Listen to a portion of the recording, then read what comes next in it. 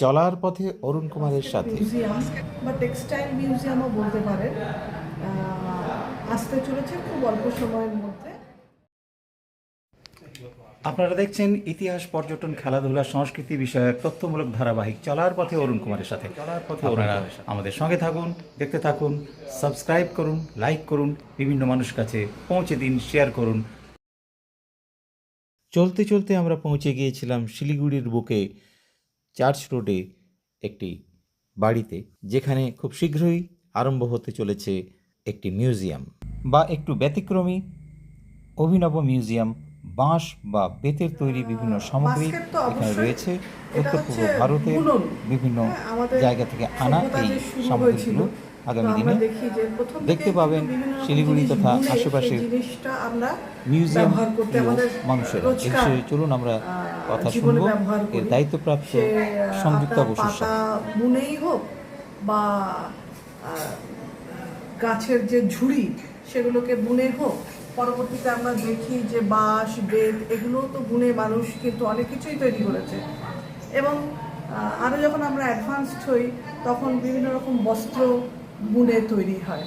আর আমাদের কথার বুননি তো আছেই, এই কথার বুননিতেই কিন্তু আমাদের প্রত্যেকের জীবন চলছে। তো এই যে এটা ব্যক্তিগত সংগ্রহ কিছু মানুষের একসাথে করে আমরা এই বাস্কেট মিউজিয়াম বা টেক্সটাইল মিউজিয়ামও বলতে পারেন, আসতে চলেছে খুব অল্প সময়।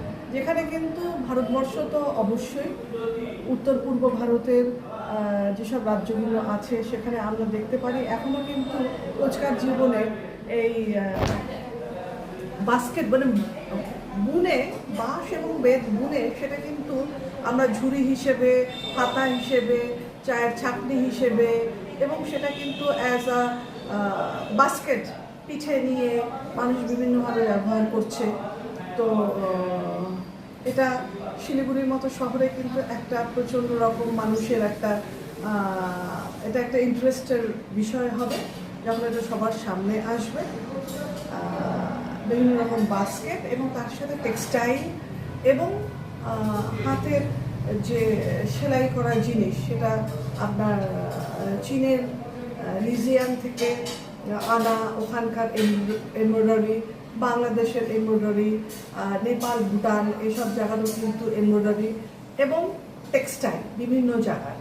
তো এটা অন প্রসেস আছে, খুব অল্প দিনের মধ্যে কিন্তু এটা সবার জন্য। এখানে প্রায় শতাধিক বাস্কেট এবং টেক্সটাইল এখনো অবধি সংগ্রহে আছে।